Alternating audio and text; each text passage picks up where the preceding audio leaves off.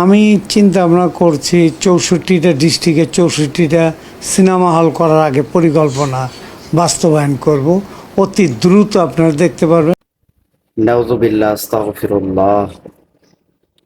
আসলে একজন মুসলমান যে এরকম কাজ করতে পারেন, আসলে এটা তার কিছু বুদ্ধিহীনতা হয়তো তিনি ভুগতেছেন। তার হয়তো জ্ঞান বুদ্ধির মধ্যে অনেকটাই কমতি রয়েছে, এই জন্য তিনি এরকম একটা কাজ করার জন্য উদ্যোগ নিয়েছেন। সালামু আলাইকুম এভরিওয়ান, আশা করি সকলে ভালো আছেন। আলহামদুলিল্লাহ, আমিও আল্লাহর শেষ মেহের বাড়িতে অনেক ভালো আছি এবং সুস্থ আছি। তবে সর্বদিক থেকে ভালো নয়, কারণ এই সমস্ত নিউজগুলা শুনলে মনে হয় না যে আসলে এরা প্রকৃত মুসলমান কিনা।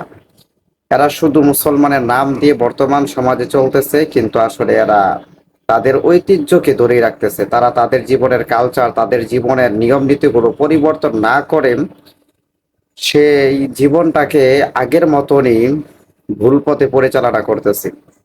তো আসলে ডিপজল কাকুর ভুলটা কি? সিনেমা জগতে তিনি অনেক বহুকাল থেকে তিনি জড়িত রয়েছেন, এজন্যই সে ব্যক্তি এরকম একটা কাজ করতে চাচ্ছেন যে তিনি 64টার জেলায় 64টা সিনেমা হল তৈরি করার একটা প্ল্যান করেছেন, উদ্যোগ নিয়েছেন।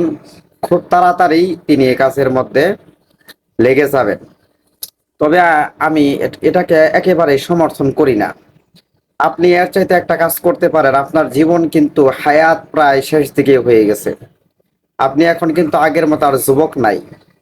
আপনার বয়স কিন্তু এখন আর 30-35 বছর নয়, তার চেয়ে ঊর্ধ্বে রয়েছে।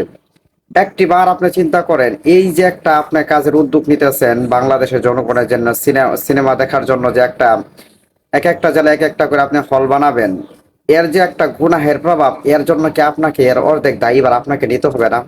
অবশ্যই কিন্তু এর জন্য আপনাকে জবাবদিহিতা করতে হবে। আপনার সুযোগ সুবিধা দেওয়াতে মানুষ গুনাহ করার জন্য অগ্রসর হবে। যখন আপনারা সিনেমা হলের মধ্যে টিকিটগুলো কম টাকায় বিক্রি করবেন, তখন মধ্যবিত্তরাও কিন্তু এই সিনেমা দেখার মতো সুযোগ পেয়ে যাবেন। কাজেই আমি আপনাকে আপনার মুসলমান ভাই হিসেবে একটা উপদেশ দিতে চাই, এই কাজটা আপনি বিরত রাখেন। এই কাজটা দয়া করে আপনি করেন না, এটা আপনার জন্য ভুল সিদ্ধান্ত। আপনি একটি বার চিন্তা করেন, এই টাকাগুলো যে আপনি গরিব, অসহায়, ফকির, মিসকিনদের জন্য, যারা বৃদ্ধাশ্রমে রয়েছে তাদের পিছনে যদি ব্যয় করেন, তাহলে আপনার আমলনামার মধ্যে আল্লাহ রাব্বুল আলামিন অবশ্যই অবশ্যই এর বদলা দান করবেন। আর আপনাকে আল্লাহ রাব্বুল আলামিন হয়তোবা এই দানের উসিলায়, গরিবদের পাশে দাঁড়ানো উসিলায় কিন্তু কাল কিয়ামতের ময়দানে আল্লাহ রাব্বুল আলামিন আপনাকে ক্ষমা করে দিয়ে আপনাকে জান্নাতুল ফেরদাউস নসিব করতে পারেন। কাজে আমি আপনাকে পরামর্শ দিচ্ছি, আপনি আসলে এটা ঠিক কাজ করতেছেন না। আপনি এই কাজটাকে বন্ধ করুন।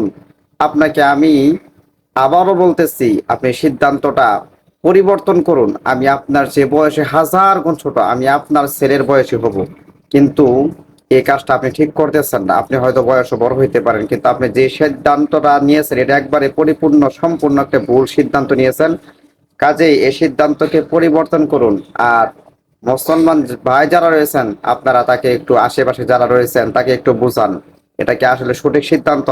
আর আমি আপনাদেরকে যে এই বিষয়টা বুঝাইতে চাইতেছি, এটা কিন্তু আমার পক্ষ থেকে নিউজ করা না, এটা কিন্তু সময় টিভি চ্যানেলে নিউজ করছে, এবং সেখান থেকে আমরা কিন্তু এই নিউজগুলো দেখে থাকি এবং বিশ্বাসও করি।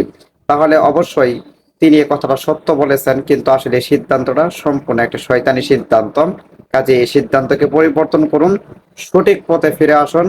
আল্লাহ রাব্বুল আলামিন আপনাকে পরিপূর্ণ হেদায়েত নসিব করুন, বুঝদান করুন। আজকের ভিডিওটি এ পর্যন্তই। আমি আপনাদের কাছে এতটুকু চাই, ভিডিওটি শেয়ার করে সকলকে দেখার সুযোগ করে দিন। আসসালামু আলাইকুম ওয়া রাহমাতুল্লাহি ওয়া বারাকাতুহু।